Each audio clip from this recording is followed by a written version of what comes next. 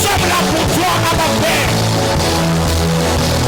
Plaise à toi de tendre ta main. Plaise à toi de manifester ta puissance. Plaise à toi de guérir le malade. Plaise à toi de décompter, Seigneur, les situations qui étaient permanentes. Plaise à toi, Seigneur éternel, Dieu de gloire, d'ouvrir le porte qui était fermé. Plaise à toi, Seigneur, de changer le désert en verger. Plaise à toi, Seigneur éternel, Dieu de gloire, de changer le verger en une forêt. Plaise à toi, Seigneur éternel, Dieu de gloire, de donner la force entière à nos semences de pousser. Plaise à toi, éternel Dieu de gloire, de donner la force, éternel Dieu, à nos semences de germer. Selon ce qui est dit, éternel Yahweh, Seigneur de Psaume 65, tu donnes la force à leurs rejetons, tu donnes la force à leurs semences. À toutes les villes de Aya, éternel Dieu de gloire, les prières est une semence, mes offrandes sont des semences, mes hôtels ce sont des semences, mon juillet est une semence. Éternel, mon travail, je prie au Dieu, donne la force à ce que je fais de pousser. Père éternel Yahweh, donne le bonus, éternel Dieu de gloire, à ma vie, à ma destinée, de prendre de l'envol dans le précieux nom de Jésus. Je prie Adonai, révèle-toi dans toute ta gloire, révèle-toi dans toute ta puissance. Précieux Jésus, nous t'invoquons ce soir. Précieux Saint-Esprit, nous faisons appel à toi. Plaise à toi éternel. Yes. Tendre Père, nous bénissons ton Saint-Nom. Nous proclamons tes hauts faits. Nous te célébrons. Nous te magnifions. Nous psalmodisons ton Saint-Nom. Prions avec le Saint-Esprit que tu parles à nos cœurs et que Jésus-Christ soit glorifié. Change-nous, transforme-nous à l'image de Jésus-Christ, le Fils de ton amour. Que le message de ce soir éternel, Dieu de gloire, bénisse la vie de quelqu'un, commençant par moi-même. Ensemble, comme un seul homme, nous t'offrons une offrande d'acclamation. Aide-moi à acclamer Jésus.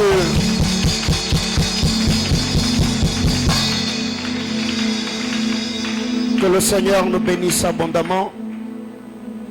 Nous vous saluons dans le précieux nom de notre Seigneur Jésus-Christ. Vous pouvez également m'aider à saluer votre voisin. Saluez la personne qui est à vos côtés. Que le Seigneur nous bénisse abondamment. Le direct est déjà lancé. On peut se connecter et partager le live comme nous avons l'habitude de le faire.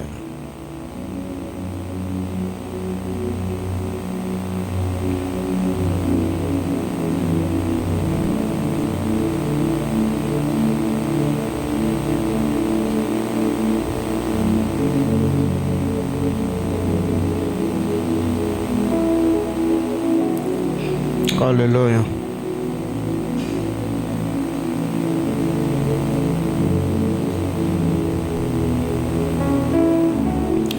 Que le Seigneur nous bénisse abondamment. Ce soir, nous sommes là, par la grâce du Seigneur. Que Dieu bénisse les internautes, tous les bien-aimés frères et sœurs, vous qui avez l'habitude de nous suivre sur les réseaux sociaux. Nous vous saluons dans le précieux nom de notre Seigneur Jésus-Christ. Que la paix du Seigneur vous soit multipliée par son Esprit Saint de partout. Vous êtes en train de nous suivre. Nous ouvrons nos Bibles. Nous allons lire le texte que nous avons lu le dimanche, Genèse, chapitre 25. Comme je l'avais dit, le dimanche, je n'avais pas fait l'étude exégétique de ce qu'on avait lu comme écriture. Et je crois que c'est autour de cette écriture que nous allons nous entretenir par la grâce de Dieu et nous allons prier et regagner nos maisons.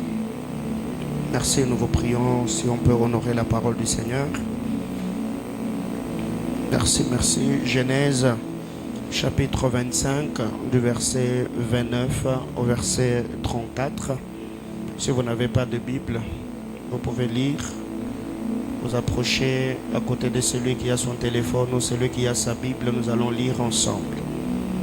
Genèse 25 du verset 29 au verset 34. On peut lire ensemble 1, 2, 3, go. Comme Jacob faisait cuire un potage, Ésaü revint de champ accablé de fatigue. Et Ésaü dit à Jacob, laisse-moi, je te prie, manger de ce roux-là, car je suis fatigué. C'est pour cela qu'on a donné à Ésaü les noms d'Édom. Jacob dit, va-moi aujourd'hui ton droit d'aînesse. Et Ésaü répondit, voici, je m'en vais mourir. À quoi me sert ce droit d'aînesse? Et Jacob dit, jure-le-moi d'abord. Il le jura, et il vendit son droit d'aînesse à Jacob. Alors Jacob donna à Ésaü du pain et du potage de lentilles. Il mangea et but, puis s'éleva et s'en alla. C'est ainsi qu'Ésaü méprisa le droit d'aînesse. Parole du Seigneur. Je nous prie de reprendre nos places. Que Dieu bénisse sa parole.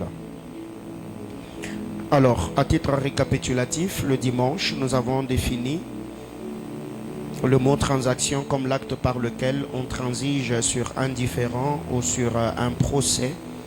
Par extension, le mot transaction, c'est l'acte ou encore une convention, un accord qui intervient entre les hommes.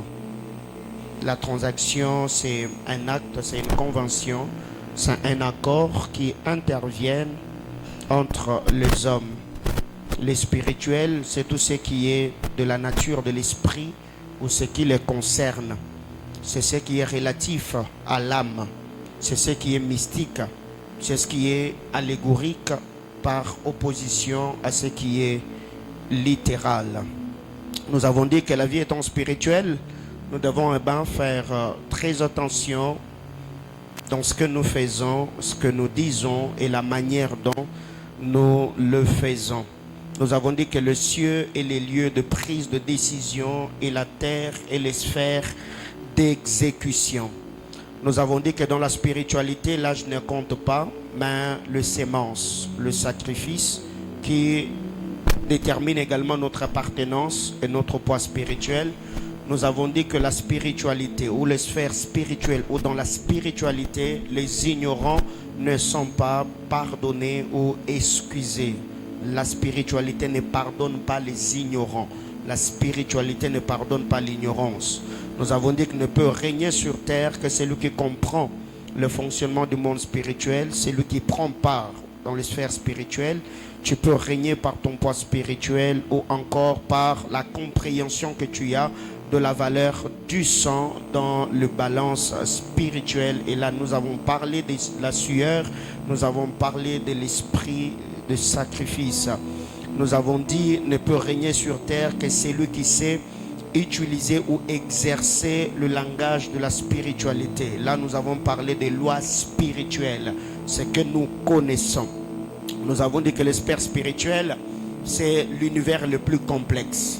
L'univers le plus complexe, je crois que par la grâce du Seigneur, la semaine où on parlera, la semaine de puissance, je reviendrai là-dessus afin d'expliciter cela. Nous avons dit il y a des transactions verbales, il y a des transactions écrites ou encore ce que nous appelons testament, il y a des transactions spirituelles. Là, nous avons parlé de paroles ou encore des actes prophétiques. Nous avons parlé de transactions corporelles, des transactions qui se font par le contact physique. Nous avons parlé de l'histoire de Sichem et Dina, fille de Jacob, dans Genèse 34. Nous avons également parlé de transactions génétiques, ce qui se communique par le sang, le gène. Et là, nous avons dit que le phénotype est déterminé par le génétique. Donc, le phénotype est déterminé par le génétique. Nous avons dit tous ceux qui accomplissent le dessein et la volonté, cela part de leur sémence. Tous ceux qui accomplissent le dessein et la volonté sur terre, tout est fonction de leur sémence. Nous avons dit aucune sémence n'est vide, parce que dans la sémence il y a un pouvoir, il y a une autorité, il y a une influence, il y a une capacité. Et nous avons dit que dans la sémence détermine ou révèle notre état ou encore notre nature. Dans la nature il y a les actes révèlent notre appartenance détermine nos agents accompagnateurs, et ceux qui nous accompagnent, les êtres qui nous accompagnent détermine également notre éternité. C'est lui qui est accompagné par le démon, à moins que le Seigneur lui fasse grâce, qu'il se convertisse et reçoive Jésus comme sauveur de sa vie. S'il demeure dans cet état-là, il finira sa vie banni, loin de la présence de Dieu. Ça veut dire il vivra éternellement, mais banni de la présence de Dieu, c'est que nous appelons enfer. Et ceux qui auront également la vie du Seigneur en eux par l'acceptation de notre Seigneur Jésus-Christ, ils vivront éternellement dans la sainte et glorieuse présence de notre Dieu. Alors, déjà, avant de d'aller plus loin, ici, nous voyons que Ésaü et Jacob, il y a eu une histoire dans le parcours de ces hommes. Tout a commencé avant même que les enfants ne naissent. La Bible déclare, Rebecca, femme d'Isaac, était stérile. Elle avait un problème de maternité. La Bible déclare, Isaac invoqua l'Éternel. Isaac s'est mis à prier. Il a cherché le Seigneur, implorant la grâce de Dieu pour que sa femme puisse concevoir. Et le Seigneur, par sa grâce, a visité Rebecca. Rebecca a conçu. Après que Rebecca ait conçu, la Bible déclare, les deux enfants qui étaient dans son sein étaient en train de lutter. Au point où, alors qu'eux luttaient, c'est Rebecca qui recevait le coup. C'est Rebecca qui souffrait. La Bible déclare, elle en avait tellement marre de recevoir le coup, les disputes de Jacob et d'Ésaü dans son sein, elle alla consulter le Seigneur.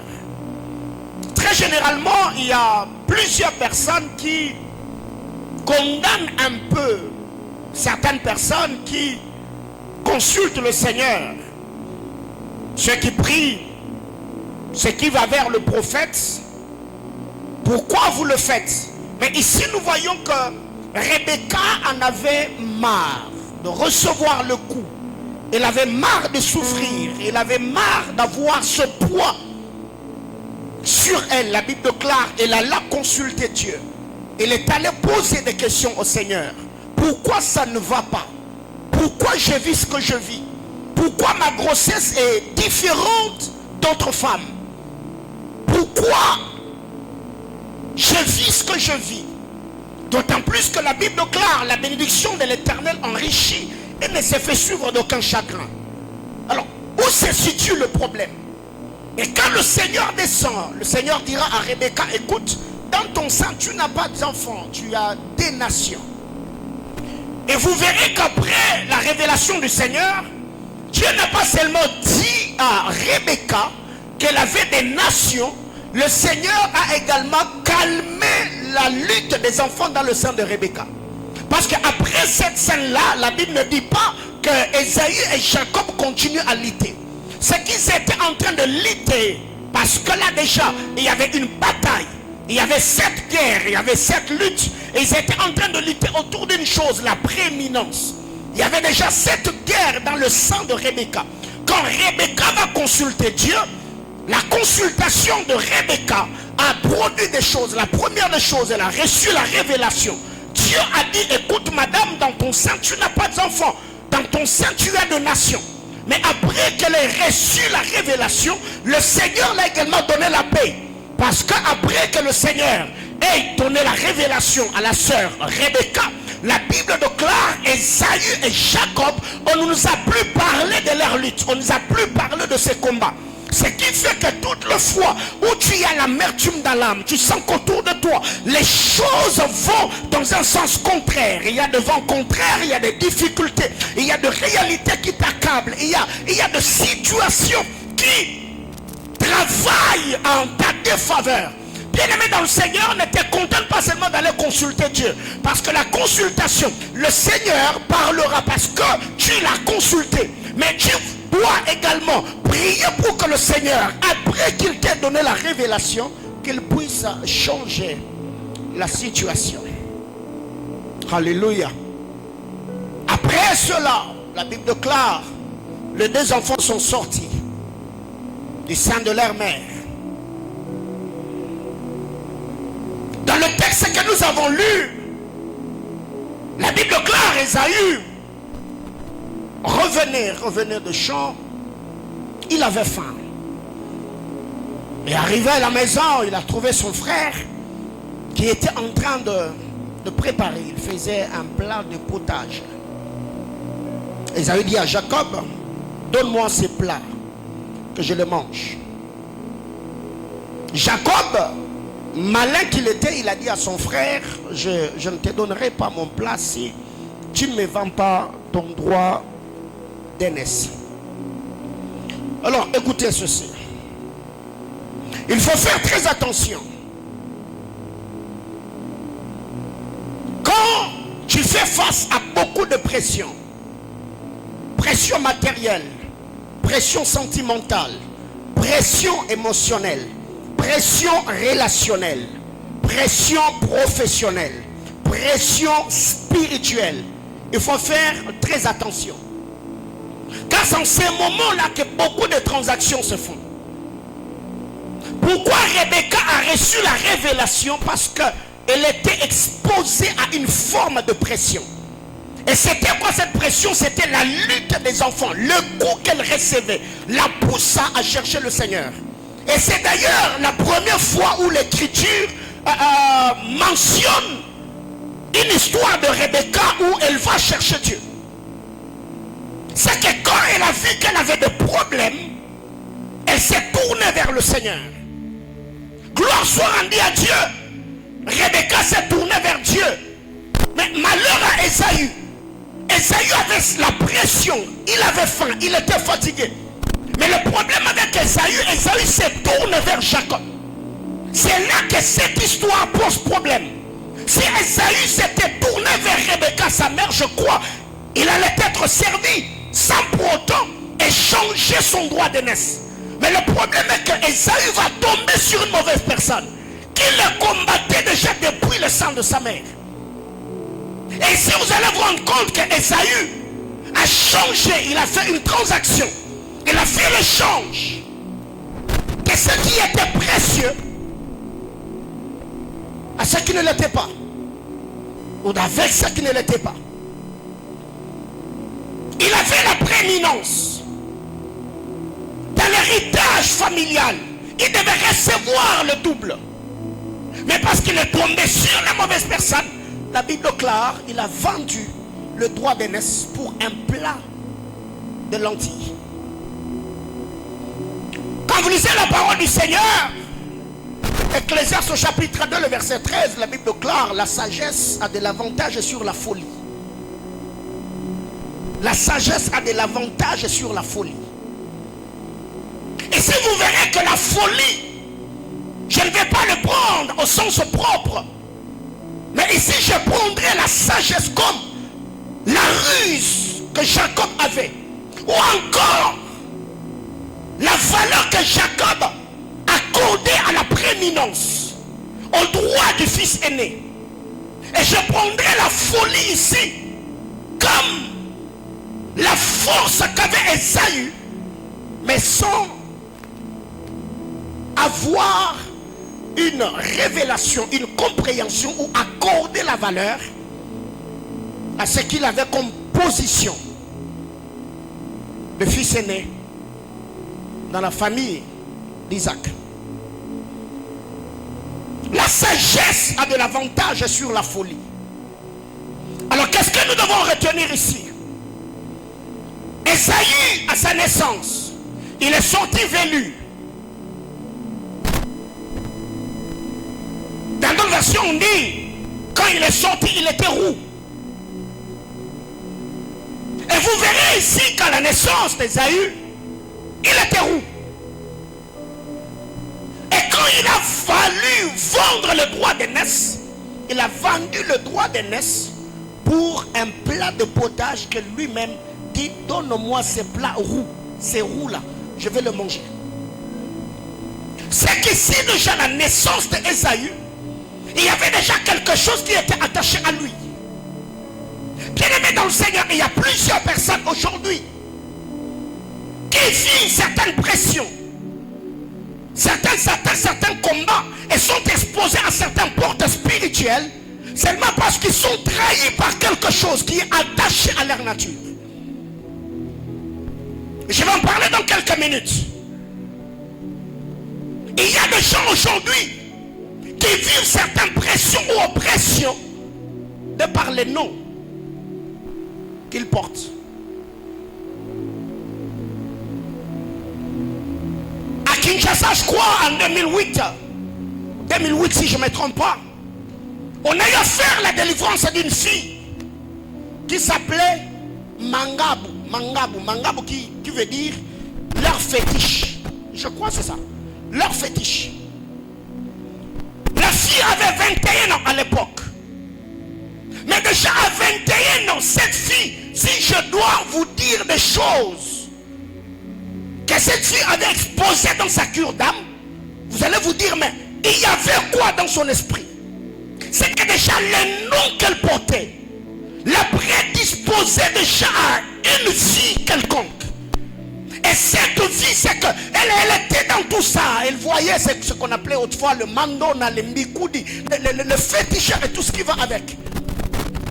Et il y a des gens comme ça qui vivent certaines pressions, pas seulement par rapport au nom, les tribus, le clan, la province, le sang, comme je parlais, du génétique, et certaines réalités autour les réalités auxquelles ils sont confrontés.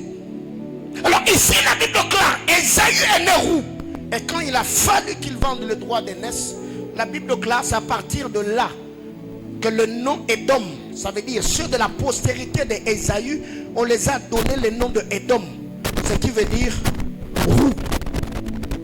Alors si déjà tu sors dans cette lignée-là et que tu n'as pas l'illumination spirituelle pour comprendre qu'est-ce qui s'est réellement passé, qu'est-ce que mes ancêtres ont fait, c'est pourquoi le dimanche, nous avons dit que la spiritualité ne pardonne pas les ignorants. Et dans cette maison d'alliance, d'ailleurs, Dieu de cet hôtel, nous l'avons toujours dit, ce qui te résiste est soutenu parce que tu ignores. Alors il y a des gens comme ça. Et si je ne suis pas en train de dire que tu dois aller dans les annales de votre lignée pour comprendre, mais non, le Seigneur peut te donner une révélation. Et si tu n'en as pas, tu peux faire une prière de renoncement à toute réclamation négative. Même si tu ne les connais pas, tu renonces, tu dis Seigneur, les mauvaises choses qui influencent ma famille, dans telle et telle autre chose, je me déconnecte.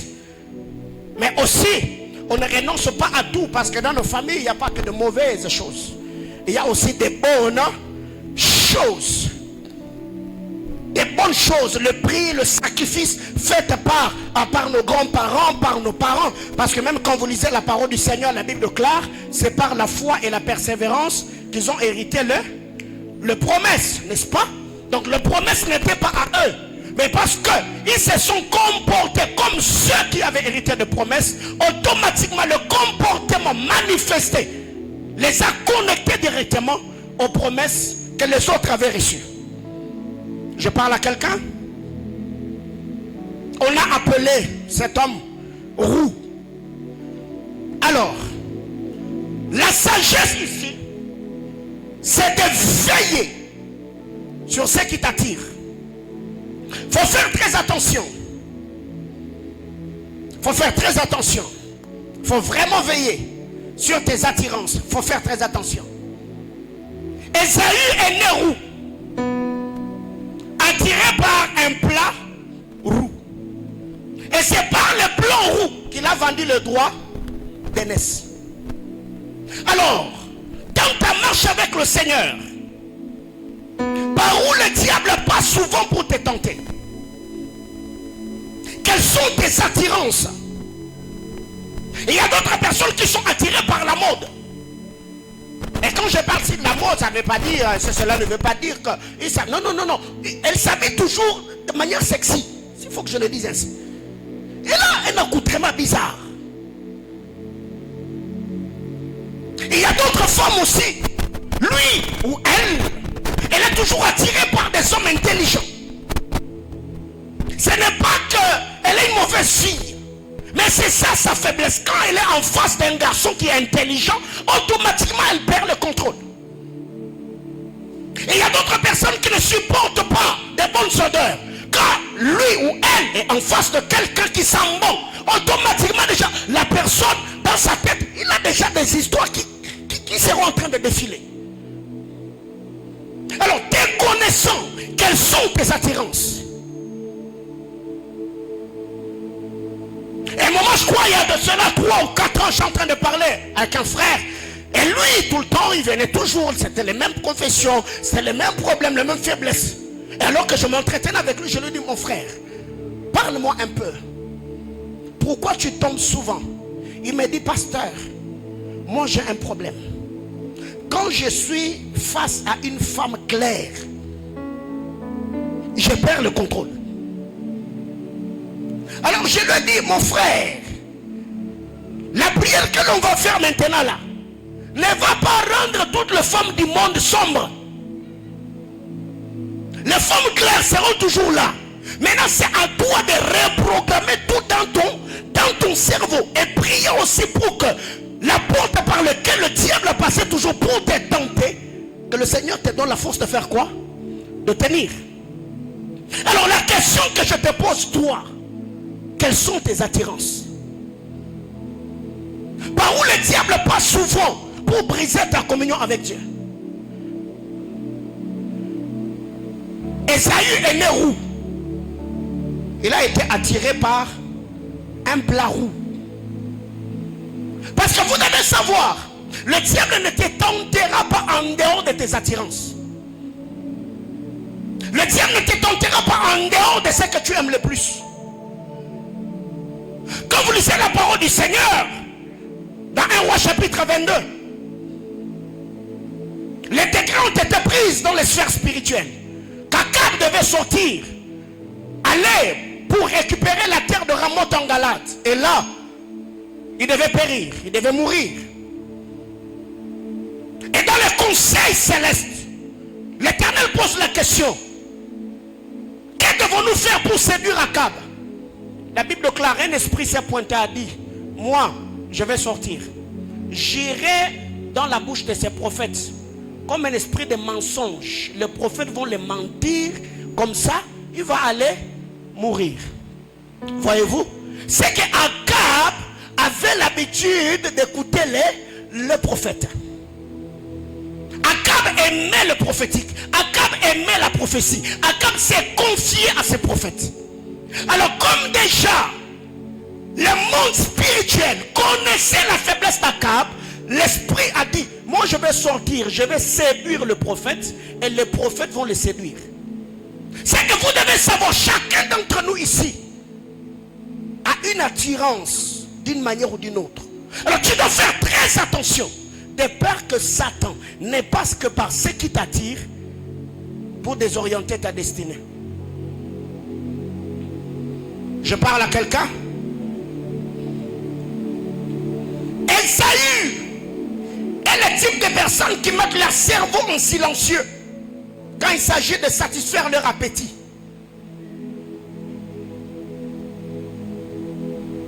Esaü est le type de personne, quand il est face à la tentation, Esaü ne réfléchit plus. Il y a des gens comme ça. Hier, quelque chose t'était arrivé parce que tu t'étais méconduit, tu as subi, tu as souffert, tu t'es battu avec l'œil du Seigneur et tu t'es tiré d'affaire. Et aujourd'hui tu te rends compte, c'est la même tentation qui t'a fait pleurer hier qui est encore devant toi. Et il y a encore des gens qui oublient les coups et les souffrances d'hier et finissent par tomber dans le même piège. C'est que tu as mis ton cerveau en silencieux. Parce qu'avant de poser l'acte, Il faut rentrer dans ton passé, essayer un peu de voir ton parcours. Qu'est-ce que tu as connu, les expériences que tu as eues, le coup que tu as encaissé avant d'agir d'une certaine manière par rapport à certaines sollicitations. Comme je l'ai toujours dit, la tentation est une sollicitation, pas une imposition. C'est apprendre ou à laisser. Alors il y a des gens qui sont un peu sur la défense. Oh non, c'était plus fort que moi. Mais non, écoutez. Si tu t'enfermes dans ta chambre et tu dis je ne vais pas sortir, je n'irai pas à ces rendez-vous-là.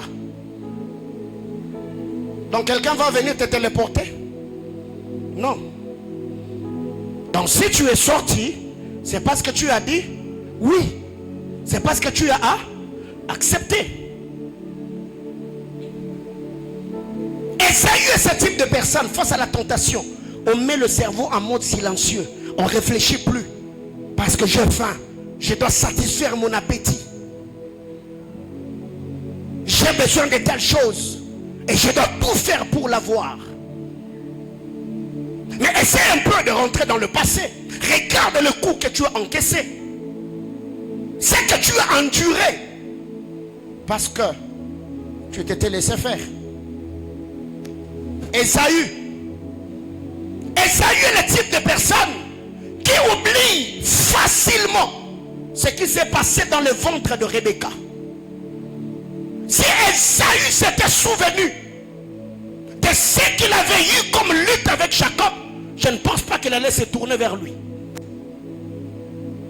Esaü a une mémoire courte. Cet homme a commencé à te combattre, à lutter avec toi avant même que tu ne sortes, avant même que tu ne voies le jour. Et si je suis en train de parler de cette lutte,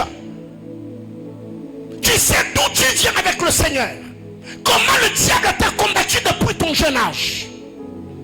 Tu as fini tes études avec beaucoup de difficultés.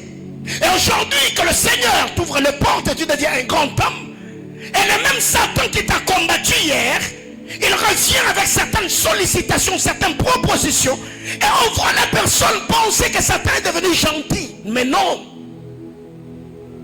Esaü, comment tu fais pour oublier que Jacob est méchant? Jacob n'a pas voulu que tu sortes avant lui. Jacob n'a pas voulu que tu perces. Jacob n'a pas voulu que tu voies le jour. Il a tout fait pour te maintenir et te bloquer là. Mais quand Esaü sort, il a oublié les luttes du passé. Et il peut se tourner vers Jacob et lui faire confiance dans toute facilité. Bien-aimé frère, ne pense pas que toi tu es un super-homme. Si ce qui te tente est ce qui a fait tomber plusieurs femmes dans ta famille, ne pense pas que toi tu vas échapper. Si la boisson qui te tente là, c'est ce qui a détruit le mariage de tes frères, ne pense pas que toi tu vas échapper. Si la réalité auquel tu es confronté là, c'est ce qui a amené ta famille au bas de l'échelle, ne pense pas que toi tu sortiras indemne. C'est ça le problème d'Esaü. Une courte mémoire. Esaü a oublié que c'est lui qui a vaincu dans le sang de Rebecca peut le vaincre dans la maison de Rebecca. Ils étaient tous ensemble dans le sein de leur mère. Et Jacob l'a combattu là-bas. Et quand ils sortent, Esaü a oublié que celui qui m'a combattu dans le sein de ma mère continuera à me combattre même dans la maison de ma mère.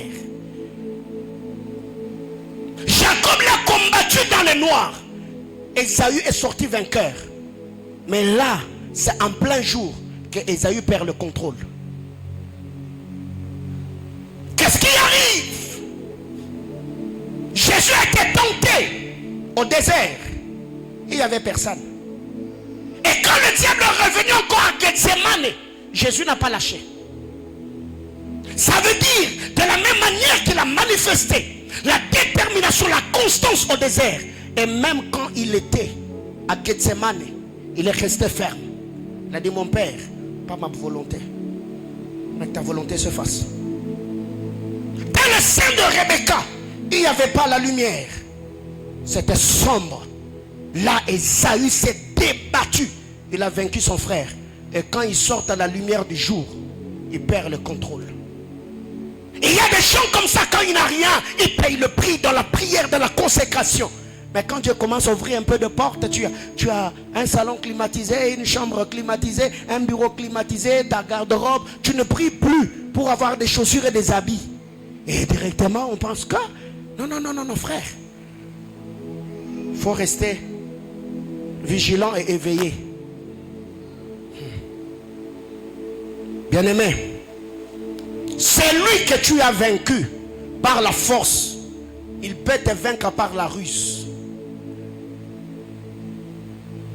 Ésaü a vaincu Jacob dans le sang de Rebecca. Il s'est débattu et s'est tiré d'affaire. Mais quand ils sont sortis, Ésaü est naïf. Ésaü oublie facilement. C'est lui qui l'a vaincu, qui l'a vaincu par la force. Est venu le vaincre par la ruse. Vends-moi ton droit de naissance. Bien-aimé frère, jusqu'aujourd'hui, si les choses du passé, les tentations du passé frappent à ta porte, tu te laisses faire sans te souvenir de tout ce que tu as connu ou enduré, c'est que tu n'as pas tiré de leçons de tout ce que tu as vécu dans le passé. Tu n'as pas tiré de leçons. La ruse. Car il faut savoir, Ésaü, c'est lui qui a raté ton talon par ta force, littéralement pour toucher ta tête par sa ruse. Parce que dans le sein de Rebecca, Jacob n'avait visé que le talon, le pied, pour lui dire tu n'iras nulle part, tu restes ici. Mais quand ils sont sortis, Jacob n'a plus tenu le talon d'Ésaü. Jacob a visé la tête, la prééminence, le droit du fils aîné. Bien-aimés frères, ceux qui vieillissent dans l'intégrité, ce n'est pas seulement parce que ce sont des hommes de prière ou parce que le Seigneur les fait grâce, mais ce sont des hommes disciplinés. La discipline.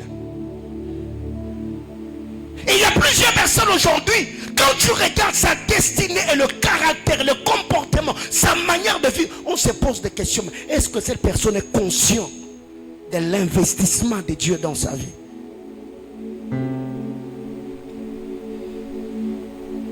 Ésaü, c'est un homme fort, mais il a un mental faible.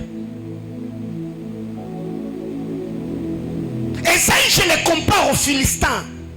Goliath est fort, Goliath est musclé, Goliath a une grande gabarit, il a une masse imposante. Mais le problème avec Goliath, il a la crâne de bébé, mental faible. Comment expliquer, toi qui es un homme de guerre, tu vois un jeune garçon venir et tu ne me dis même pas non, je ne vais pas lutter avec toi, et tu t'engages quand même? Mental faible. Quand tu sais que tu as une grande destinée, frère, avant de demander à Dieu que Dieu t'ouvre des portes, prie que le Seigneur renforce ton mental, que Dieu renforce ton cerveau. Et il y a des gens comme ça qui ont été trahis par leur faiblesse, faiblesse de caractère. Tout ce qu'il a battu s'est écroulé en un laps de temps. Et on s'est dit, Seigneur, qu'est-ce qui s'est réellement passé?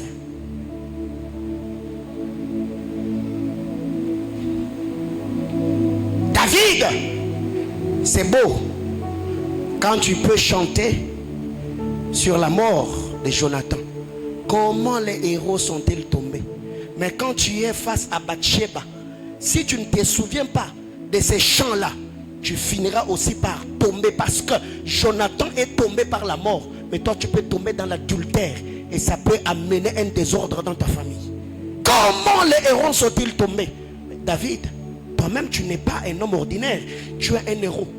C'est le type de personne, quand il est en face de toi, il te donne des conseils. Non, tu vois mon frère, tu vois ma soeur, il faut pas, tu vois. Mais quand tu regardes dans sa propre vie, il ne pratique pas ou ne met pas en pratique le conseil qu'il donne à d'autres personnes.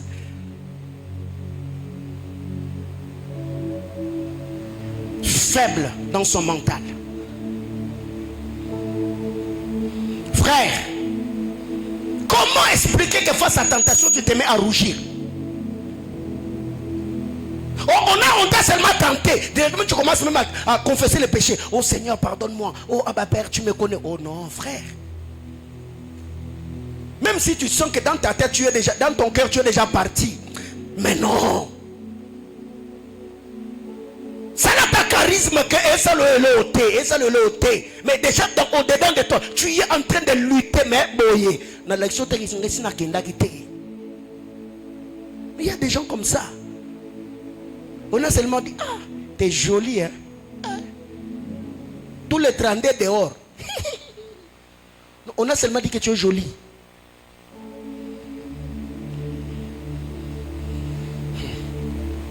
Ésaü, c'est un homme qui peut courir dans le champ. Il n'a pas peur des bêtes sauvages. Un homme fort. Il n'a pas peur de la mort quand il est dans le champ. Mais face à la nourriture, Ésaü tremble. Comment expliquer? Tu peux aller seul dans le champ. Il était chasseur. On l'appelle d'ailleurs un habile chasseur. Il va seul dans le champ. Il n'a pas peur que les bêtes sauvages le fou lui fasse du mal. Il n'a pas peur de la mort. Mais quand son estomac est vide, Ésaü dit à Jacob, ça me servira à quoi ce droit de naissance alors que je suis en train de crever? Ésaü, comment est-ce que la force mentale que tu as quand tu es dans le champ, tu ne peux pas manifester cette force mentale quand tu es face à la tentation? Il y a des gens, ils peuvent aller à la montagne de Kawama pendant la saison sèche, 3 jours et 3 nuits jeûne à sec.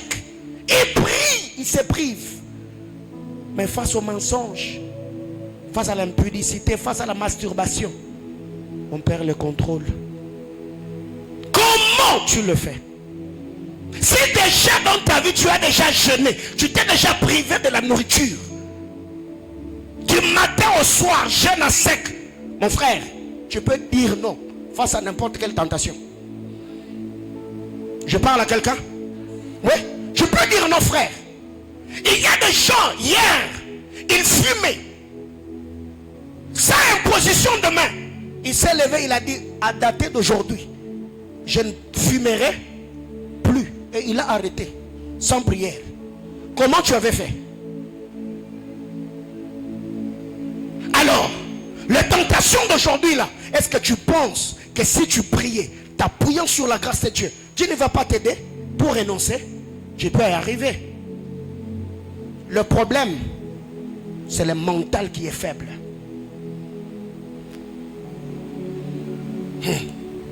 Bien-aimés frères, la Bible déclare, Ésaü, après avoir vendu le droit de naissance, il mangea et but. Il s'éleva et s'en alla. Quel mépris!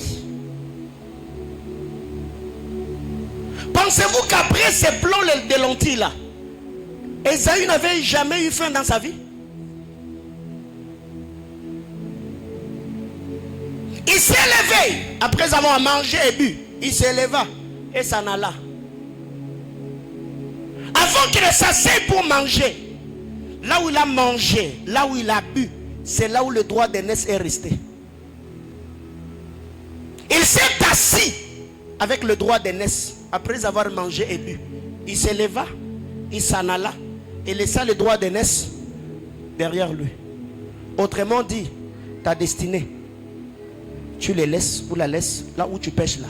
Tu vois là où tu pêches là, c'est là que ça reste. Ouais.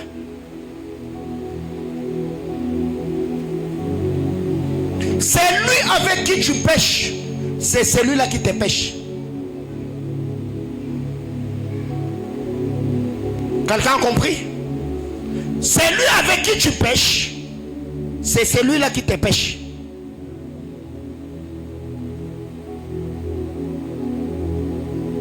Quelqu'un me comprend? Je dis ceci. Celui avec qui tu pêches, c'est celui qui te pêche. Tu es un poisson qui ne vit que dans l'eau. Alors celui-là qui vient, il te donne la nourriture dans ton zone de confort. Non, non, il y a un piège derrière. Toi tu vas venir, non, non, c'est beau, je vais manger. Mais dans la nourriture, il y a l'hameçon. Il ne te donne pas parce qu'il t'aime. C'est pourquoi si tu es Samson, ne pense pas que Delilah te laisse ses cuisses parce que tu es beau ou parce que tu es fort. Non, non. Elle a déjà pris l'argent de l'autre côté. Elle attend juste que tu dormes, qu'elle te coupe les cheveux. Et ça passe. Alors il y a des gens qui pensent que c'est beau. Oh non, il m'aime beaucoup. Oh non, il ne t'aime pas. Il ne t'aime pas. Oh non, lui, quand il m'envoie des poèmes, non. Il est en train de te prendre ce que tu as de précieux, ma soeur. Il est en train de te prendre tout ce que tu as de précieux. Dis à ton voisin, celui avec qui tu pêches, il te pêche. Alors combien de gens aujourd'hui sont exposés à ce genre de choses? C'est pourquoi, chers parents, vous qui êtes ici, frères et sœurs, vous qui avez des jeunes frères, des jeunes sœurs à la maison, apprenez à les traiter à leur juste valeur. Quand tu as ta petite sœur, apprenez à leur faire des compliments. Tu es belle, tu es jolie, tu t'habilles bien, tu sens bon, tu es intelligent, tu es beau. Parce que ce que vous ne lui dites pas à la maison, quand elle sort dehors, il y a un gars là qui a déjà lu Cantique de Cantique. Il était carré ou calé dans la musique profane. Il va venir dire à votre soeur avec un français compliqué. Il va dire des histoires et elle sera embrouillée dans sa tête. Et automatiquement elle fera quoi? Non, il n'y a pas de l'amour dedans. C'est la ruse, c'est la manipulation.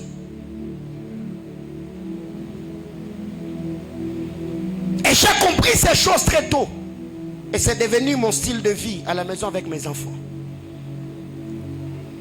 Bien-aimés frères, qu'est-ce qui arrive? Il a mangé, il s'est levé, il est parti. La Bible déclare, c'est ainsi qu'Ésaü méprisa le droit d'aînesse. Et quand vous lisez Hébreu, la Bible déclare, il réclama la bénédiction avec de larmes. Mais sa repentance n'avait plus d'effet. Parce que la transaction avait été faite. Et le Dieu que nous prions est un Dieu d'alliance. Il y a des gens aujourd'hui qui vivent, mais ils n'ont plus de destinée. Parce que sa vie est déjà prise par quelqu'un d'autre. Tout ce que vous faites, il n'y a plus rien.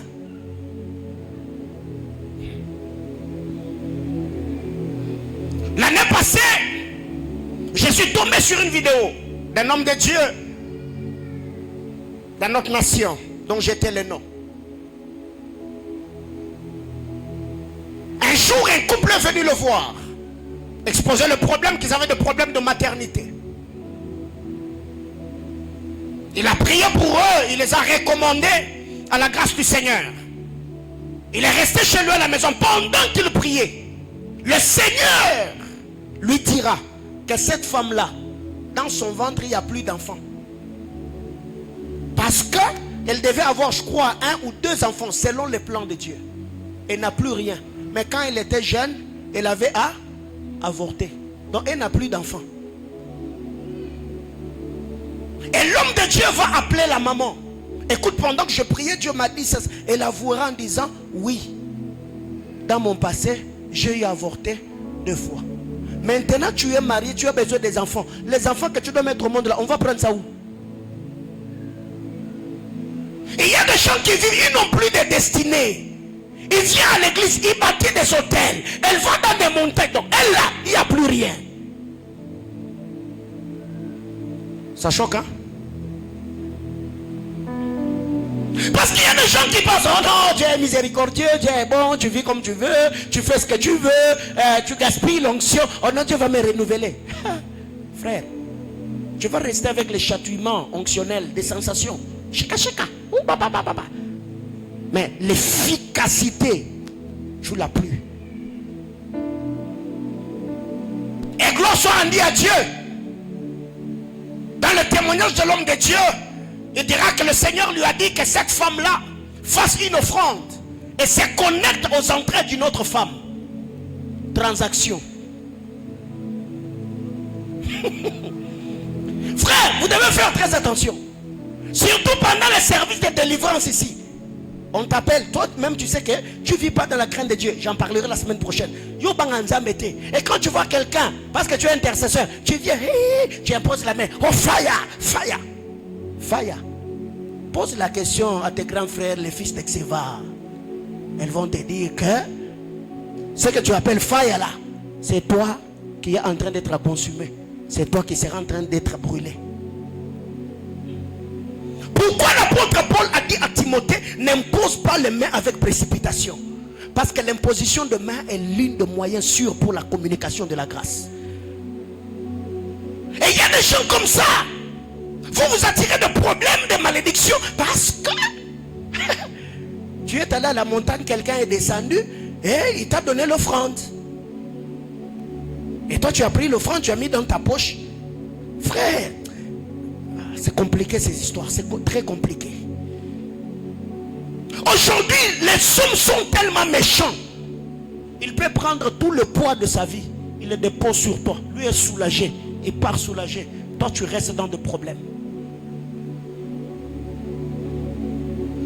À Kinshasa, en 2010, j'ai fait la délivrance d'une sœur. Elle avait des douleurs de bas-ventre qu'on ne sait pas expliquer. Elle avait des sérieux problèmes avec ces périodes. Des douleurs inexplicables. On a prié. Dieu m'a donné des instruments. J'ai prié. Et c'était compliqué. Un jour, je vais à la montagne, je prie. Je vois une scène. Excusez-moi le terme. Je vois cette sœur allongée. Et sur son nombril, il y avait la sémence d'un homme. Et j'ai vu l'image d'un homme qui avait un livre placé sur le ventre de la sœur. Et la vision s'est arrêtée. Quand je suis descendu, je l'ai appelé chez moi. Écoute, j'ai dit, j'étais à la montagne. Dieu m'a dit ce que tu vis. J'ai vu telle et telle autre image. Dis-moi c'est quoi le problème. Elle me regarde un moment. Elle commence à pleurer. Je dis c'est quoi le problème? Elle me dit j'avais un petit ami. Aujourd'hui il vit en Europe. Un moment j'étais ensemble avec lui. Alors qu'on faisait nos choses, il avait placé sa sémence sur mon nombril. Il avait un bouquin. Et pendant que moi j'ai pensé qu'il était en train de blaguer, il parlait une langue là bizarre. Et c'est depuis ce moment-là que j'ai vu ce que je vis. Écoute, tes enfants là, on les a récupérés. Frère, vrai de vrai. Cette soeur s'est mariée. C'est en 2022 que le Seigneur l'a visitée. Elle a eu un enfant. Jusqu'aujourd'hui. Un seul enfant. Je parle à quelqu'un? Est-ce que je parle à quelqu'un? Alors il y a des choses comme ça qui vous arrivent. Il y a des choses comme ça que vous avez faites dans le passé. Il y a des pratiques comme ça que vous avez faites. Mais jusque-là, vous ne comprenez pas l'emportée spirituelle de certaines choses que vous avez faites dans le passé. Et aujourd'hui, au lieu même d'être conscient que dans le passé, tu t'étais méconduit. Non. C'est toi maintenant qui attaque les oncles. Non, il faut être humble. Oh, c'est le combat de ma famille. Non, toi-même, tu es le combat de ta famille. C'est toi le combat de ta famille. Je vais rapidement.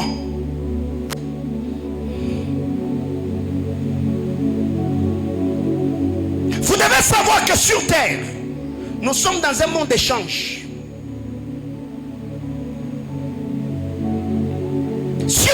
des hommes, les transactions se font partout. Et à tous les niveaux de vie, il y a transactions partout. Vous qui travaillez, vous savez que vous êtes soumis à une forme de transaction. Vous rendez service, on vous donne le salaire. Si tu vas te marier, il y a la loi des échanges. Certes, ce que nous donnons n'a pas la valeur de ce que nous recevons, mais c'est une forme d'échange. Tu vas donner la dot, on va te donner la femme. Dans un couple, pour qu'il y ait enfant, il y a une forme de transaction. L'homme va donner la sémence et la femme va donner des enfants. Certes, c'est un don de Dieu, mais c'est une forme de transaction. La Bible déclare deux personnes ne peuvent pas marcher ensemble sans être convenues. C'est une forme d'entente, c'est une forme de transaction. Alors, il faut être enfant, il faut être gamin pour ne pas comprendre que la vie est faite des échanges. La vie est faite des échanges et des transactions, et cela se fait à tous les niveaux. Pourquoi la vie est faite de transactions? Parce que dans la spiritualité, la gratuité n'existe pas.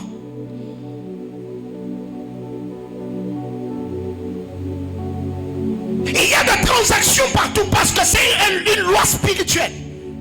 La gratuité n'existe pas. Dans la spiritualité, la gratuité n'existe pas.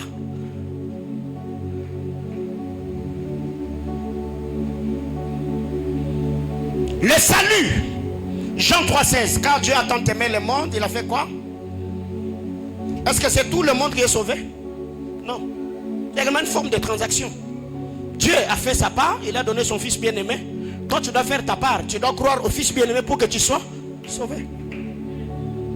La Bible déclare, jette ton pain à la surface avec le temps tu feras quoi? Donc si tu jettes rien, avec le temps tu n'auras rien. Aussi longtemps que les cieux et la terre subsisteront, la loi de moisson et de semailles n'est. Donc si tu n'as rien semé, tu ne vas rien. C'est que dans la spiritualité, la gratuité n'existe pas. Même Melchisédek n'a pas béni Abraham en vain. Non. Abraham a d'abord donné à Melchisédek et Melchisédek l'a béni. Quand Abraham a voulu enterrer Sarah, on lui a donné le champ de Macpéla. Il a dit, jamais je n'enterrerai Sarah sur une terre étrangère. Je dois l'acheter au prix d'argent.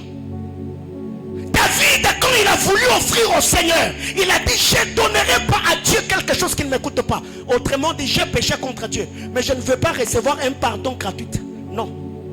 Je donne pour que le Seigneur pardonne. Frère, lisez la Bible avec l'esprit de la Bible. C'est que dans la spiritualité, c'est pourquoi tu n'as pas payé le prix, ne t'appartient pas. Quelqu'un comprend de quoi je parle? Pourquoi, quand vous lisez la parole de Dieu dans 2 Rois chapitre 2, pourquoi les fils des prophètes qui étaient à Bethel, qui étaient à Gilgal et ceux qui étaient au Jourdain n'ont jamais réclamé le manteau d'Élie? Ils ne l'ont jamais servi.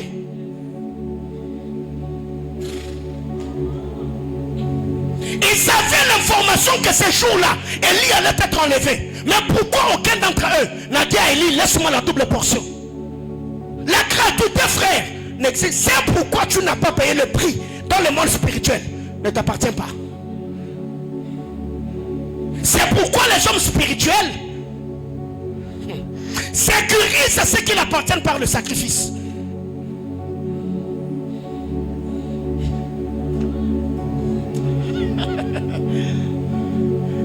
Ah Seigneur.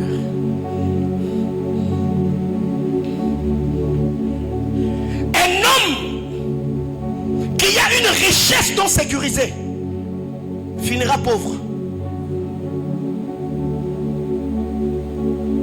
Posez la question au propriétaire de Pourceau, l'histoire du fou de Gadara. Le matin, ils étaient riches. Au coucher du soleil, ils se sont appauvris. Parce que leur richesse n'était pas sécurisée. On sécurise notre richesse par l'applicabilité des principes bibliques. liées à la prospérité. Entre autres, les libéralités, les dîmes, les offrandes, les actions de grâce. Ça sécurise. C'est pourquoi même Dieu a dit dans Malachie, amenez-les. Vous verrez si je n'ouvrais pas les, et je menacerai les dévoreurs. Ça veut dire sécuriser vos biens par le dîme, les offrandes et les actions de grâce. Quand le dévoreur va venir, il ne va pas toucher à ce qui vous appartient. Et tu vois quelqu'un, il a jeûné, il a prié, Dieu bénit moi, Dieu te bénit, tu ne payes pas la dîme. Et quand ton contrat finit, tu viens pleurer dans mon bureau. Papa, on y obéit. Papa, avant de prier pour toi, va d'abord te repentir, va d'abord arranger avec Dieu. Repends-toi devant Dieu. Dis à Dieu, je suis voleur. Quelqu'un comprend de quoi je parle? Et il y a des gens comme ça qui ont une vie en dents de scie. Même dans le domaine de l'onction, frère, il faut sécuriser le bien. Il faut sécuriser l'onction. Il faut sécuriser la grâce. Parce qu'à un certain niveau de la vie, les tentateurs viendront toujours. Je connais beaucoup de principes spirituels, n'est-ce pas? Pourquoi quand on a commencé cette église, je n'ai pas voulu travailler comme un électron libre? Parce que je sais que ne peut soumettre que celui qui est soumis. Je parle à quelqu'un?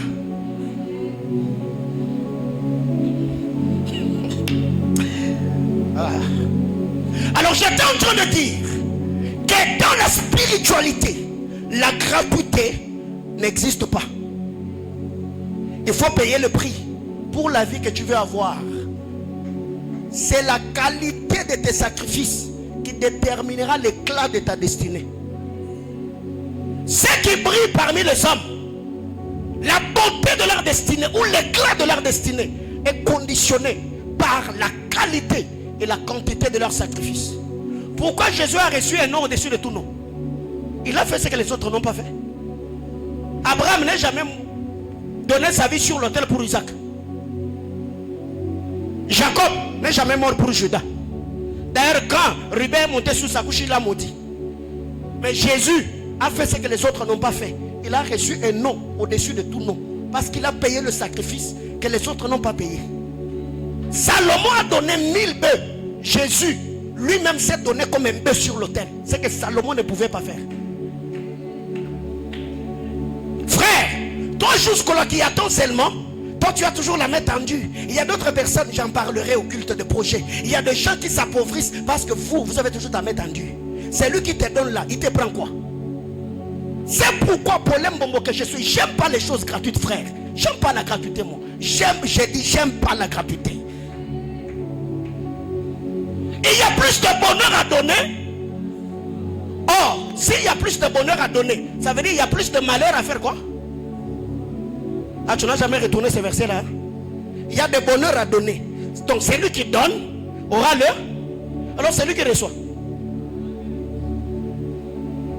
On va en parler. Alors, pourquoi les transactions se font? Parce que nous sommes dans un monde d'échange. Et dans ces mondes de transactions, dans ces mondes des échanges, la gratuité n'existe pas. Deuxième vérité, dans ces mondes-là, la neutralité n'existe pas. Il n'y a pas de neutralité dans la spiritualité. Si tu n'es pas du côté de la lumière, automatiquement tu es du côté du ténèbre, frère. Même Apocalypse, la Bible déclare, si tu n'es ni bouillant, ni... Je ferai quoi? Donc même l'estomac de l'Éternel ne reçoit qu'une certaine qualité de personne. La neutralité n'existe pas dans la spiritualité. Oh, moi je ne suis ni de Paul ni d'Apollos. Non, tu dois être de l'un ou de l'autre. Même Jésus, connaissant ses principes, il a dit aucun homme ne peut servir deux maîtres à la fois. Ça veut dire tu ne peux pas être neutre. Non. Soit tu sers l'Éternel, soit tu sers Mammon ou tu sers Baal. Maintenant, le problème est que toi qui prétends servir le Seigneur, est-ce que tu le sers dans l'obéissance à sa parole?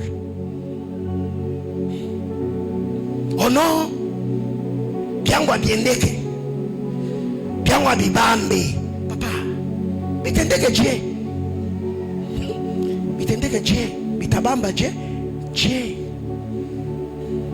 La neutralité n'existe pas, frère. La neutralité n'existe pas dans la spiritualité. Ça n'existe pas.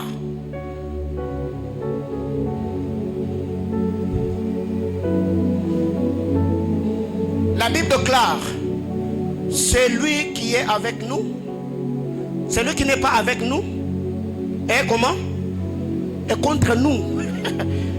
Parce que la loi de la neutralité n'existe pas.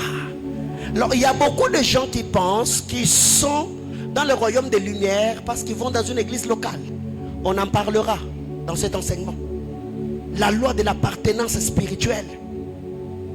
Ça, j'ouvre une parenthèse. Ça, c'est ce qui caractérise le Quinois.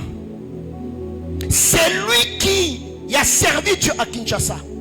Même s'il va en Europe il y a 10 ans, le jour où son église de Kinshasa vient en Europe, frère, vous allez le perdre. Il va venir te dire, non, j'ai prié avec vous, mais on vient d'implanter mon église. Alors je fais quoi? Je pars. Mais quand vous venez au Katanga, c'est une parenthèse que j'en parlerai. Ce qui fait qu'il y a des gens comme ça qui voient leur destinée ne pas évoluer parce que vous n'avez pas une lignée précise. Même dans tes prières, tu réclameras quelle bénédiction d'alliance. Parce que ceux d'Israël s'appellent Dieu d'Abraham. Et toutes les fois qu'ils étaient en déportation et que le Seigneur les libérait, ils rentraient où? Les gambo mabele, les gambo alliance, et ça les gambo boyokani. Alliance, on appelle ça comment lingala? Boyokani. Ça veut dire il y a de clauses. Mutumoro asala likopane na nzambe. Et tikala héritage bakitani nae. C'est que bisi. Lingala paix. Bon, ça s'appelle quand même boyokani. Ton voisin, la neutralité n'existe pas dans les sphères spirituelles. L'apôtre Paul a dit, n'empruntez pas le langage en disant nous sommes de Paul, on est d'Apollos. Paul a bouqué en haut, mais Paul dit ceci, Paul a planté, Apollos a, mais c'est Dieu qui fait. Ça veut dire chacun joue sa partition. Mais bisoto yebi que Paul mutata biso na mabele. C'est Paul qui nous a mis sous terre. Apollos n'a fait qu'arroser. Alors il y a des gens comme ça. Oh non, non frère. Soit tu appartiens à une alliance, soit tu n'es pas dedans. Et ce n'est pas tout le monde qu'on va appeler mon père, papa. On va en parler. Je sais que ça va choquer plusieurs personnes, mais nous allons en parler. Quand je me tiens devant l'autel, et Mata et Kita, j'ai une lignée spirituelle. J'invoquerai le Dieu de Daniel Kapepula. J'appellerai le Dieu de Marcelo Tunasi Assoumani. Je sais que là, c'est ma lignée. Frère, la spiritualité, c'est très complexe, frère. Il faut être humble quand tu es dans ce domaine.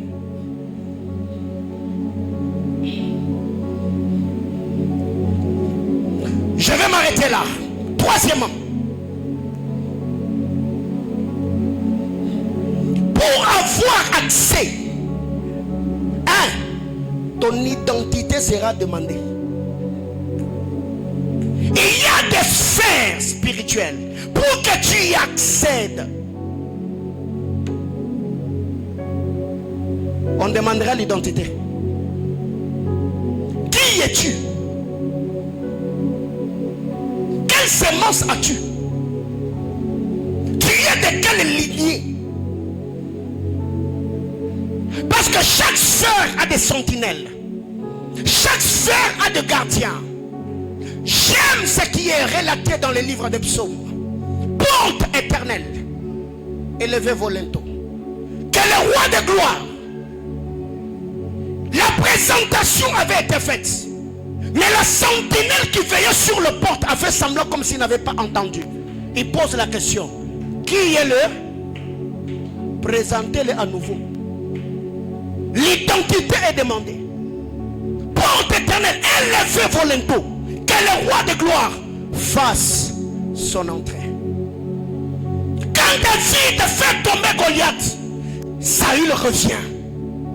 De qui est-il fils? Parce que je l'ai connu comme chantre. On me l'avait déjà présenté. Je veux que vous me parliez de qui est le père de ce garçon. Et quand vous lisez la parole de Dieu, les fils d'Exéba ont eu le courage. Ils ont dit aux possédés, nous te chassons au nom de Jésus que Paul prêche. Les démons se lèvent et disent, je connais Jésus. Je sais qui est Paul. Mais vous, qui êtes-vous? Autrement dit, présentez-vous. Mais les fils d'Exéba ont à eux, ils n'avaient pas de numéro matricule spirituel. La Bible clare, les démons se faisant mettre, il les a tabassés jusqu'à déchirer les habits. Et l'histoire fut connue. Eux, ils ont voulu chasser les démons en secret, en privé. Mais les démons se saisirent d'eux. Ils les corrigèrent et l'histoire se répandit. Bien-aimés frères, quelle est ton identité? Par moment, quand vous me voyez sur mes statuts, je dis Paulin Bombo est mon nom. Frère, Paulin Bombo est mon nom. Et à Mangungute, et à Grimaste, frère, à Grimaste, Paulin Bombo est mon nom. Quand je me dis, j'ai dit du haut de cet hôtel, comme prêtre de l'éternel, frère, et à slogan. Donc je peux évoquer que papa, Kolobato est un prêtre de l'éternel. Mon frère, oh, moi aussi, papa, je suis disciple de l'éternel, frère. Quelqu'un comprend de quoi je parle? C'est que il y a des niveaux, il y a des sphères où quand tu arrives, tu sens que ça bloque. Tu dis dans cette entreprise, je m'appelle Younis Moulumba Moulapa. C'est ça mon nom. Même les entités ou les sautés de l'entreprise, quand ils regardent dessus, on dit oh non, celle-là, elle a un numéro matricule. Cheftain ou général de l'éternel, le sac. Frère, quand vous entrez dans une ville, tu peux entrer dans une cité physiquement alors que les portes spirituelles te sont fermées. Ce qui fait qu'il y a des gens, quand tu vas sur une terre, tu te bats, tu sens que la terre veut te vomir. Parce que spirituellement, ton nom, ton âme n'est pas enregistré. Oh Seigneur, qu'est-ce qui arrive? Jacob il va en Égypte. Genèse 47, le verset 7 et le verset 10. Il y a deux types de bénédictions là. La Bible clare, quand Jacob arrive, il est dit Jacob bénit Pharaon. Au verset 7. Le bénir du verset 7 n'est pas le bénir de parler, c'est le bénir de donner. Il a pris le produit de Canaan qui était venu avec, il a remis à Pharaon. Or la Bible déclare, il y a plus de bonheur à donner qu'à recevoir.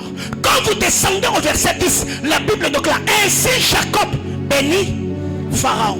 Donc pour que Jacob ait la supériorité sur Pharaon, la main de Jacob devait être au-dessus de la main de Pharaon. Il a donné physiquement.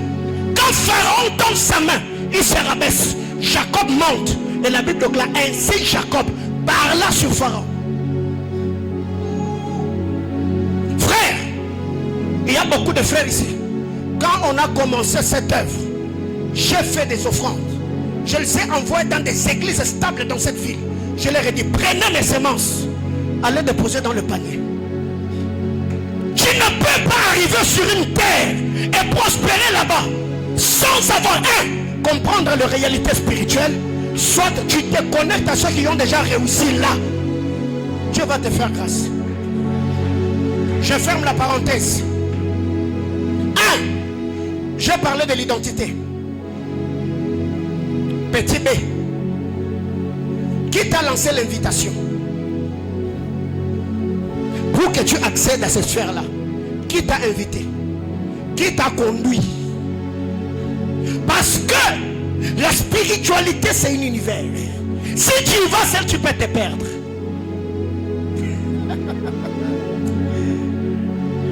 Ah Seigneur, nous l'avons toujours dit, la Bible est une forêt, mais une forêt de prophètes. Y entrer n'est pas un problème, mais tout dépend de ce avec quoi tu vas sortir. Jonathan est entré, il a trouvé le miel, il a goûté au miel, les yeux se sont ouverts, il a donné la victoire au peuple. Le fils de prophète dans l'histoire d'Élisée, ils sont entrés dans la forêt, ils sont sortis avec le colocan sauvage, ça a donné la mort. Même pour que Ézéchiel entre dans l'eau, il y avait un ange qui le conduisait, un homme le conduisait. On mesurait, il entre. On mesurait, il entrait. Pour que Jean, dans l'île de Patmos, accède au conseil de Dieu, une voix lui a dit: monte ici. Monte ici.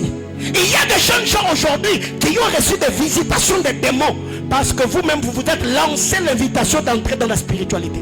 Qui t'a appelé? Qui t'a conduit là-bas?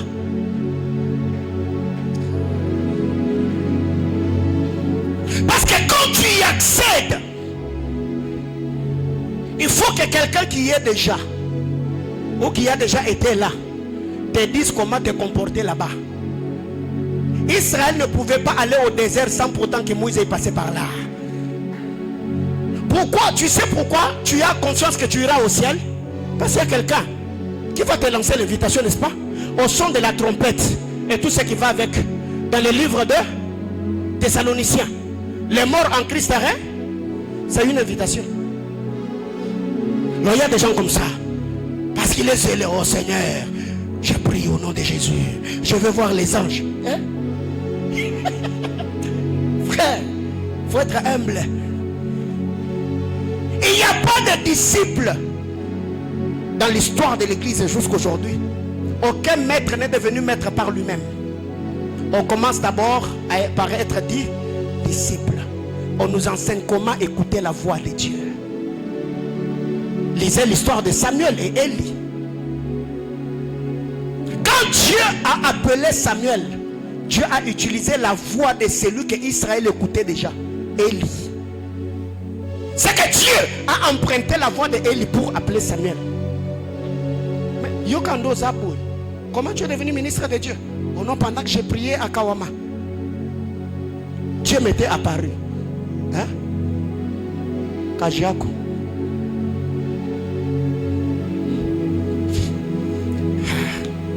Je m'arrête là. Donc, la porte de la spiritualité, pour y accéder, on demandera toujours notre identité. Qui es-tu? De deux, quand tu voudras avoir accès, qui t'a lancé l'invitation? Qui te conduit? Parce que la spiritualité, c'est un monde. Ici, on parle des cieux. Il y a des sphères, il y a des dimensions. Et jusque-là, je n'ai pas encore exploré toutes les dimensions, les sphères de la spiritualité. Ce que je dis là, c'est une expérience sur base des Écritures et des expériences personnelles que j'ai avec le Seigneur. Ce qui fait que plus je persévère, je rencontre certaines personnes qui ont déjà eu certaines expériences. En partageant avec eux, ils te parlent. Non, moi je travaille. Peut-être je parle de l'expérience de la guérison. Lui, il le perd dans la dimension des guérisons miracles. Non, moi quand je prépare le service, je prie comme ceci, je prie comme cela. Ah, ok. Alors c'est comme cela que ça se passe. C'est une information.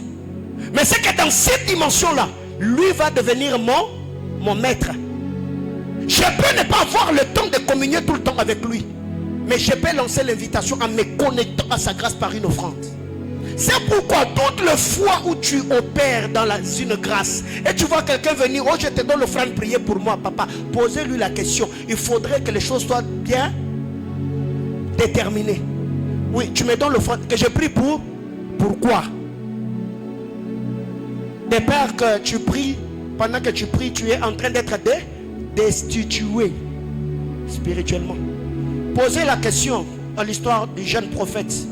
Il vous racontera ce que je dis. Que Dieu nous bénisse abondamment.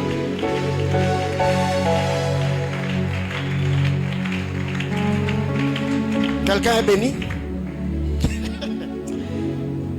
Frère, par moment il y a des gens qui se plaignent. Oh maïchangu, abibambe, abiende, papa. Et si ma bongoté, c'est pas parce que tu veux que ça marche que ça va marcher. Non, il y a des lois, il y a des principes, il y a des règles. Aucun roi en Israël ne s'est consacré par lui-même. Non. Dieu plaçait toujours quelqu'un. Quand il verse l'huile sur toi, il te dit, je te lance l'invitation. Viens régner comme roi. Même les prophètes qui ont travaillé, même pour que Paul, Saul, malgré l'apparition de Christ, même Saul, Jésus lui était déjà apparu, n'est-ce pas? Mais pour qu'il commence, qu'il entre dans la mission. Acte 13. Pendant que l'on jeûnait et priait, le Saint-Esprit dit, mettez-moi à part Saul et Barnabas. Après avoir jeûné et prié, on les imposèrent le main. Saul et Barnabas, conduits par le Saint-Esprit. Non mais non, Jésus lui était déjà apparu. Il pouvait se lever et dire, non, moi Jésus m'est apparu. Non frère, il est à bon côté. C'est seulement nous, na mangungu na ba courage na biso ndeto za rabongo. Yomoko mati na ngomba ulati nzambala no abembe. Na Bible no munene. Na mulenga mafuta mabenga. Na mipakoli. Mopakola mina nzambe frère. Aventure. Lève-nous, on va prier.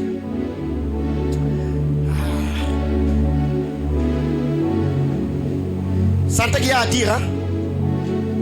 Il y a à dire, n'est-ce pas? Alors ne pense pas que tu connais tout, frère. Il ne faut pas penser que tu connais. Quand tu vois quelqu'un avoir les résultats que tu n'as pas, dis-toi qu'il connaît ce que tu ne connais pas. Qu'il a fait des choses que tu n'as pas faites. Il faut être humble. 2-3 minutes. On aura plus le temps de prier le vendredi. Mais je voudrais que tu pries pour une chose ce soir. Pour la sécurité de ta vie. Ici je parle de la sécurité spirituelle. Que Dieu te sécurise. Que tu ne perdes pas ce que tu as de précieux sur le plan spirituel.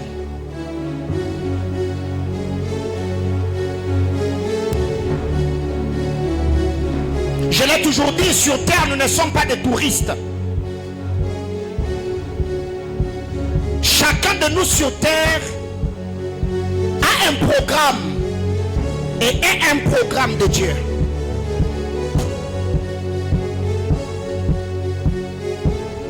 Nous n'avons que 3 minutes. Les faiblesses peuvent se manifester. On peut trébucher dans notre marche. Mais en trébuchant, que tu ne perdes pas ce que tu as de précieux.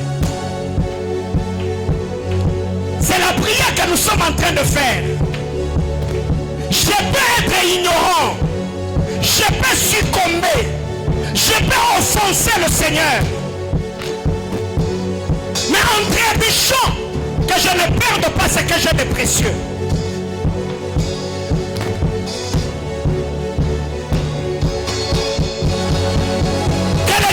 Ne puisse pas tout dans ma chibétière spirituelle.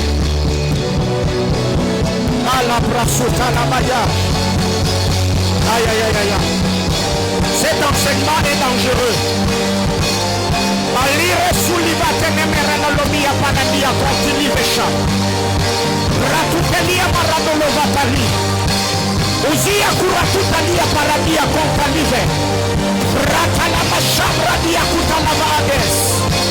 Isalia kuntelia maranikuduva italia paradia. Je peux trébucher, mais que l'ennemi ne me prenne pas tout. Je peux tomber, mais que l'ennemi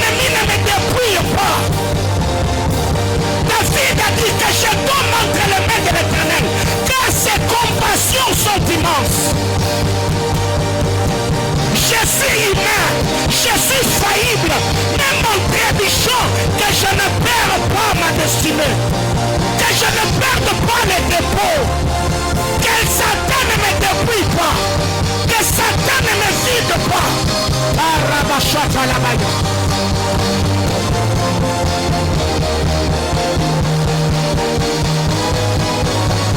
Alikura tu venias. Abrasuta libere no lo vite ne me aye. Elisha ayus. Omari plasula libetani. Dis le Seigneur, dit à Dieu, Seigneur, je sais que dans le passé, j'ai péché, j'étais ignorante, mais j'ai pris que mon dépôt, que ma cimetière ne reste pas vide, que Satan ne me prenne pas tout ce qui doit embellir ma destinée.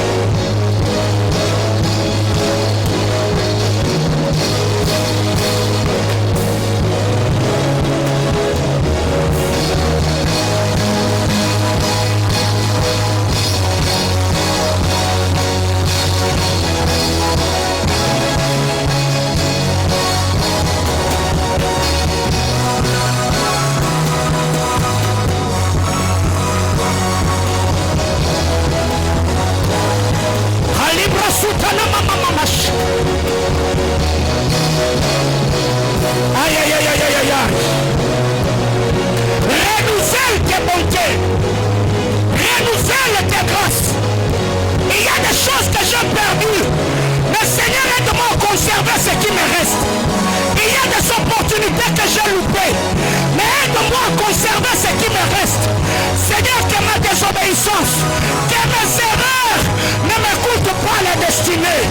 Alabashumaya tiliva de rasukatani. Israël yaturani telive tenini aradia. Abba Père, je prie ce soir. Préserve la destinée de mes enfants. Préserve la destinée de mes enfants. Préserve la destinée de mes enfants. Préserve la destinée de mes enfants.